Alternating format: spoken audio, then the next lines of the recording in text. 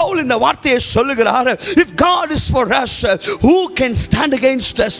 அவருக்கு விரோதமாய் அநேக ஜனங்கள் விரோதமாய் இருந்தாங்க. ஆனால் பவுல் அந்த ஜனத்தை பார்க்கல, யாருமே பார்க்கல. அவர் பார்த்ததெல்லாம் என் தேவனுக்காக. ஹல்லேலூயா.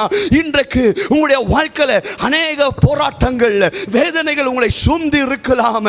ஆனால் ஒரு காரியத்தை சொல்லுகிறேன், தேவன் உன் பட்சத்தில் இருந்தார்னா உனக்கு விரோதமாய் எவனும் நிற்க முடியாது. ஹல்லேலூயா. அவர் அவருடைய ஒரே ஒரு குமாரனை நம்மளுக்காக கொடுத்தார். ஹல்லேலூயா. ஏன் கொடுத்தார் தேவ ஜனமே? நம்மளை எல்லா சூழ்நிலையிலிருந்து, எல்லா பிரச்சனையிலிருந்து, எல்லா வேதனையிலிருந்து நீக்கதான் அவருடைய ஒரே ஒரு குமாரனை கொடுத்தார். ஹல்லேலூயா. அந்த குமாரன் வந்த ஒரே ஒரு நோக்கம் என்ன தெரியுங்களா?